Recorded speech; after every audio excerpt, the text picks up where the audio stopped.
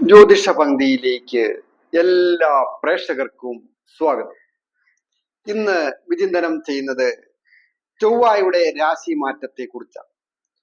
ചൊവ്വ കർക്കിടകം രാശിയിൽ സ്ഥിതി ചെയ്യുന്നു.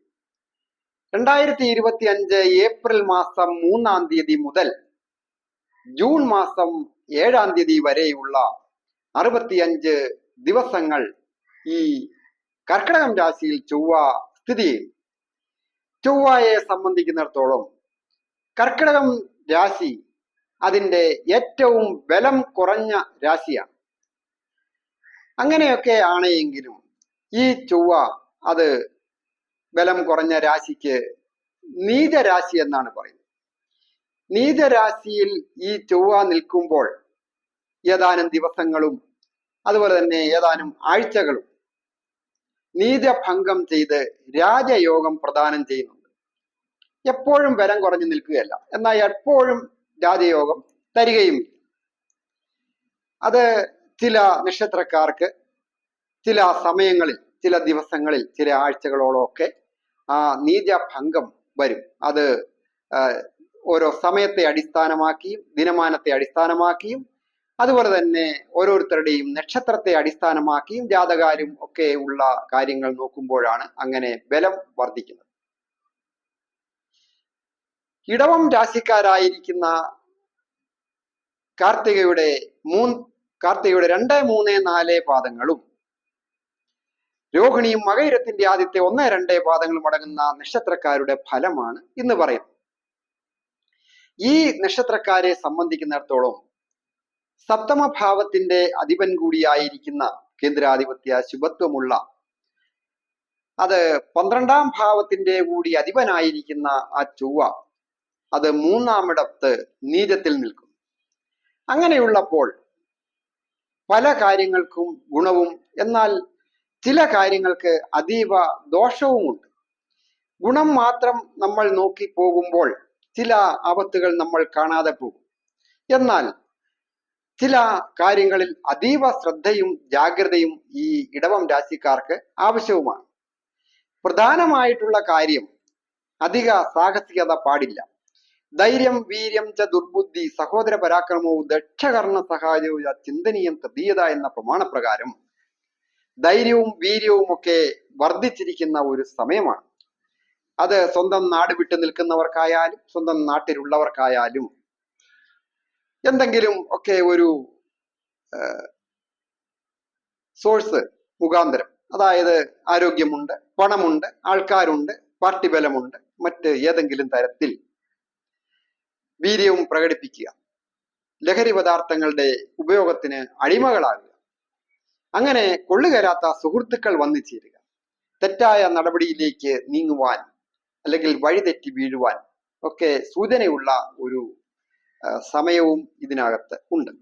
എന്നിരുന്നാലും ചില സന്ദർഭങ്ങളിൽ വേണ്ട വിധത്തിൽ ധൈര്യപൂർവ്വം ഇറങ്ങി പുറപ്പെട്ട് വിജയത്തിലെത്തുവാനും സാധിക്കും. നല്ല കാര്യങ്ങൾക്ക് വേണ്ടി പ്രവർത്തിക്കുന്നവർക്കുള്ളതാണ് അത്. ഗുരുക്കന്മാരുടെയും മാതാപിതാക്കളുടെയും ഒക്കെ അനുഗ്രഹത്തോടുകൂടി അവരുടെ കൂടി നിർദ്ദേശത്തോടുകൂടി ഒക്കെ പ്രവർത്തിച്ച് വിജയിക്കുക. അത് തൊഴിൽ സ്ഥാനത്തിന്റെ അധിപൻ ഇഷ്ടഭാവത്തിലൂടെ സഞ്ചരിക്കുന്നു. ഇടവം രാശിക്കാർക്ക് തൊഴിൽ സ്ഥാനത്തിന്റെ അധിപൻ ശനിയാണ്.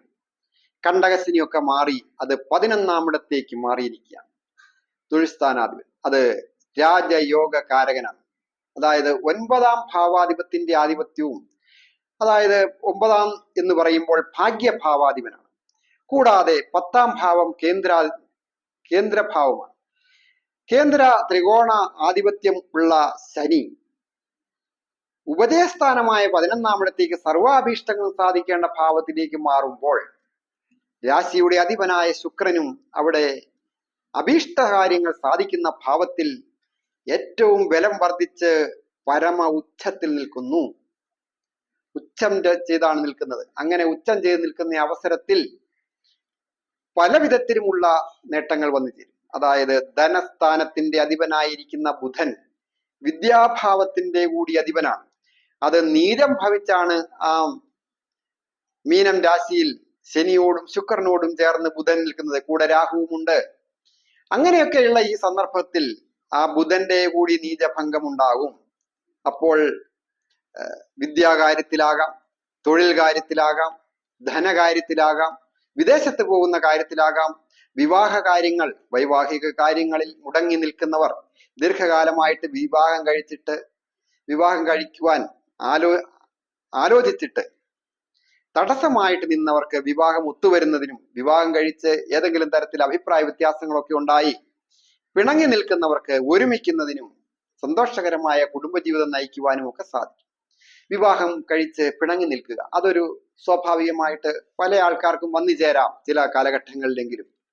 എന്തിനാണ് പിണങ്ങുന്നത്? ഒരുമിക്കുവാനും ക്ഷമയോടും വിട്ടുവീഴ്ചയോടും കൂടി ജീവിക്കുവാനും ധാരാളം അവസരങ്ങൾ ഉണ്ട്. അത് വേണ്ട രീതിയിൽ വിനിയോഗിക്കേണ്ട സമയമാണ്. ഇടവം രാശിക്കാരായിരിക്കുന്ന കാർത്തികയുടെ 2, 3, 4 പാദങ്ങളും രോഹിണിയും മകയിരത്തിന്റെ ആദ്യത്തെ 1, 2 പാദങ്ങളും അടങ്ങുന്ന നക്ഷത്രക്കാർ ധൈര്യവും വീര്യവും ഒക്കെ വർദ്ധിച്ചിരിക്കുന്നു. അപ്പോൾ ക്ഷമയോടുകൂടി കാര്യങ്ങളിലേക്ക് ഇറങ്ങി പ്രവർത്തിച്ചാൽ തൊഴിൽ വിജയവും ധനനേട്ടവും സമാധാനപരമായ കുടുംബ അന്തരീക്ഷവും അതുപോലെ തന്നെ വിജയങ്ങൾ വന്നു ചേരും. വിദ്യാർത്ഥികളായിരിക്കുന്നവർക്ക്, ടെസ്റ്റുകളൊക്കെ എഴുതുന്നവർക്ക്, ഉപരിപഠനമൊക്കെ കഴിഞ്ഞ് ഇന്റർവ്യൂവിലൊക്കെ പങ്കെടുക്കുന്നവർക്ക് പാസ്സാകുന്നതിനും നല്ല ജോലിയിൽ പ്രവേശിക്കുന്നതിനുമൊക്കെ യോഗമുണ്ട്. വിദേശത്തായിരിക്കുന്നവർക്കും വിദേശത്ത് പോകണം എന്ന് ആഗ്രഹിക്കുന്നവർക്കും വിദേശത്ത് പഠിക്കുന്നവർക്കും ഒക്കെ നല്ലതാണ്.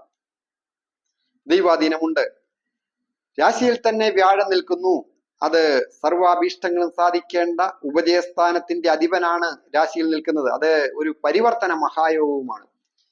11 ലഗ്നരാശി, അതായത് കൂറിന്റെ ആധിപത്യമുള്ള ശുക്രനും വ്യാഴവും തമ്മിൽ പരിവർത്തന മഹായോഗത്തോടുകൂടി നിന്നുകൊണ്ട് വിദ്യാഭാവത്തിലേക്ക് ശുക്രനുമൊക്കെ സ്ഥിതി ചെയ്യുമ്പോൾ, ശുക്രനുമൊക്കെ ദൃഷ്ടി ചെയ്യുമ്പോൾ, അതായത് വ്യാഴവും ശുക്രനും ഒരുമിച്ച്, അപ്പോൾ സാങ്കേതിക വിദ്യ രംഗവുമായി ബന്ധപ്പെട്ടും മറ്റ് രാജ്യങ്ങളിലെ സംസ്കാരവുമായി ബന്ധപ്പെട്ട തൊഴിൽ കാര്യങ്ങളിലും കലാരംഗം, അതായത് വെസ്റ്റേൺ മ്യൂസിക്, അതിനൊക്കെ വിജയിക്കുവാനായിട്ട് സാധിക്കും ഈ നക്ഷത്രക്കാർ. കലാരംഗവുമായി ബന്ധപ്പെട്ടവർക്ക് പുതിയ കരാർ ഉടമ്പടികളിൽ ഒപ്പുവെച്ച് പുതിയ സ്ഥാനമാനങ്ങൾ വന്നു ചേരുകയും അംഗീകാരങ്ങൾ വന്നു ചേരുകയും പ്രസിദ്ധിയും വന്നു ചേർന്ന് ധനവും വന്നു ചേരുവാൻ യോഗമുണ്ട്. കല എന്ന് പറയുമ്പോൾ സ്റ്റേജ് പ്രോഗ്രാം മാത്രമല്ല, കരവിരുത് കാണിക്കുന്നവർ, കരകൗശലക്കാര്, കെട്ടിട നിർമ്മാണവുമായി ബന്ധപ്പെട്ട ജോലികൾ ചെയ്യുന്നവര്, ഇന്റീരിയർ ഡിസൈനേഴ്സ്, എക്സ്റ്റീരിയർ ഡിസൈനേഴ്സ്, അതുപോലെ തന്നെ ബ്യൂട്ടി പാർലർ നടത്തുന്നവര്, മറ്റ് സർജറികളൊക്കെ ചെയ്യുന്നവര്, മെഡിക്കൽ സംബന്ധമായിട്ട്, അതുപോലെ IT മേഖലകളിൽ ജോലി ചെയ്യുന്ന, കമ്പ്യൂട്ടർ ഡിസൈനിങ് പോലെയുള്ള, കമ്പ്യൂട്ടറിൽ തന്നെ പല രീതിയിലുള്ള ഡിസൈനിങ് ഒക്കെ ചെയ്യുന്ന ധാരാളം ആൾക്കാരുണ്ട്. സ്ത്രീകളായാലും പുരുഷന്മാരായാലും അങ്ങനെ അനവധി തൊഴിലുകൾ ചെയ്യുന്നവർക്ക് ഈ ഇടവം രാശിക്കാർക്ക് കണ്ടകശനിയൊക്കെ വിട്ടുമാറിയത് കൊണ്ട് കൂടുതൽ ഐശ്വര്യവും പുരോഗതിയും ഒക്കെ വന്നു ചേരുന്ന അവസരങ്ങൾ തട്ടിത്തെറിപ്പിച്ച് കളയരുത്. പിന്നെ അത് എപ്പോഴും വന്നെന്ന് വരികയില്ല, വിജയങ്ങൾ വന്നു ചേരും. ഞാൻ ഹരികുമാർ, ദേവി ജ്യോതിഷാലയം, കാവുംപടി, മണർകാട്, കോട്ടയം. ഈ ചാനൽ പേരും നക്ഷത്രവും ചേർത്ത് കമന്റ് ചെയ്യുകയും സബ്സ്ക്രൈബ് ചെയ്യുന്നവർക്കും വേണ്ടി പ്രത്യേകം പ്രാർത്ഥിക്കുന്നതാണ്. കൂടാതെ ജ്യോതിഷ കാര്യങ്ങൾക്ക് നേരിട്ട് വരികയോ ഫോൺ വിളിച്ച് ചോദിക്കുന്നതിനും അവസരമുണ്ടായിരിക്കുന്നതാണ്.